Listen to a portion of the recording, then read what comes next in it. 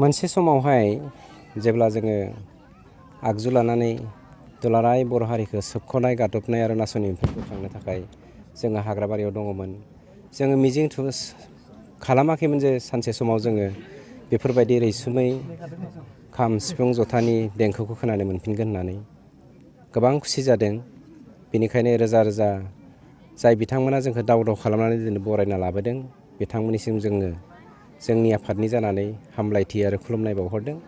लोगोसे दुलाराय जोंनि बिटिआरनि सिङाव थानाय बर' रायजो राजाजों लोगोसे गुबुन गुबुन हालामनि बर' रायजो राजानिसिमबो जोंनि गदायैब्लाबो एबा एसे उन जाब्लाबो जों गोदान बोसोरनि हामलायथिखौ बावहरनायजों लोगोसे जोङो खौसेयै बर' हादोर बर' रायजोनि मिजिं खालामनानै जा डेभेलपमेन्ट लाबोनो थाखाय बिटिआर सुक्तिखौ खालामबाय बिनि दफाफोरखौ मावफुंनो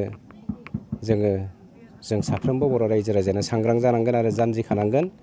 बेखौ मिजिं खालामनानै साफ्रोमबो बर' रायजो राजानिसिमबो जोङो खावलायनाय बावहरबाय आरो मिजिं खालामहरबाय। हाग्रायावदि एसेबां गोबाव दावहा नांबाय बेयाव माबायदि जेंसि जाबोनाय बेखौ रायजोफोरनिसिम मा फोरमायगोन? गावनि जिउ आरो मोदोमा गावनि थाखायल' होननानै साननाय जोंनि मावथि दावहारु लोगो बिथांमोननि सिगाङाव एबा गोरबोआव गैयामोन। बर' हारिखौ जोबस्रांनायनिफ्राय बासायनायनि थांखियानो जोंनि गुबै थांखिमोन। बेखायनो लेवार जिबौ सान्दुं अखा गासैखौबो जोङो नेवसिनानै बर' हारिनि थाखाय दावहायाव नांसोमनानै दङमोन आरो हाग्रायानो जोंनि न'मोन बेखौ जों गनायनानै लानो हादोंमोन। रायजोफोरनि बे मोनसे सोंलु क'क्राझाराव मोनसे रायजो सेंग्राफोरखौ दि मोनसे लाखिबाय थादों बेखौ मानि थाखाय लाखिदों होननानै गोबां सोंलु फैदों जोंनिसिम, बिनि सायाव मा फोरमायगोन? बे सोंलुखौ नोंथांमोननि मिडियानि थ्रुयैदि जों खोनानानै आसरित जानो गोनां जेबो गोनांथि गैया।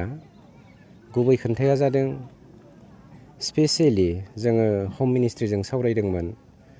जोंनि हार्डक'र केडारा जेसेबां दङ बिनिख्रुइ 10 गुन बारा जोंहा मिलिशिया दङ।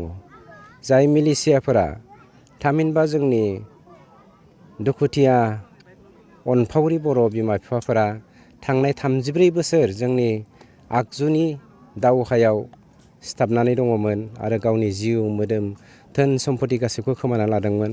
नंखायनो बिथांमोनखौबो जोङो सरजाबना लागोन होननानै हम मिनिस्ट्रिसिम खावलायदोंमोन आरो खावलायनाय लेखा बिथांमोना होनदों थिग दं, बिथांमोनखौबो सरजाबनो हागोन, नाथाय मोननै दफा रानगोन होननानै बुंदों।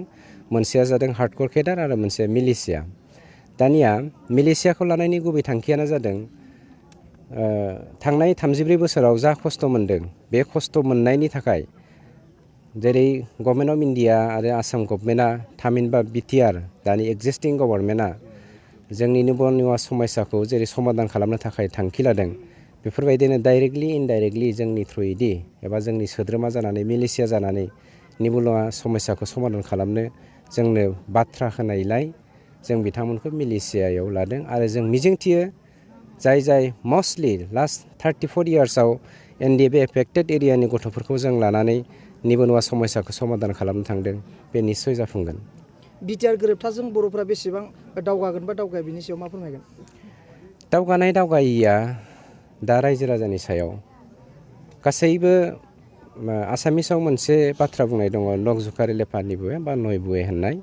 जों मिजिंथियो रायजो राजाया खौसेथि जायोब्ला सोरनिबा राजखान्थिगिरिनि साल बियो मालाबाबो जाफुंनो हानाय नङा। नंखायनो खौसेथियानो गोहो। रायजोफ्रा सोर माबायदि जोंनि बे बिटिआरनि एकर्डनि दफाफोरखौ इमप्लिमेन्ट खालामगोन एबा खालामनो हाथाव मानसि बेखौ सिलेक्ट खालामनानै गोजौआव दैखांहरबानो निस्सय जोंनि जा मिजिं बे मिजिङा जाफुंगोन होननानै जोंहा फोथायनाय दङ।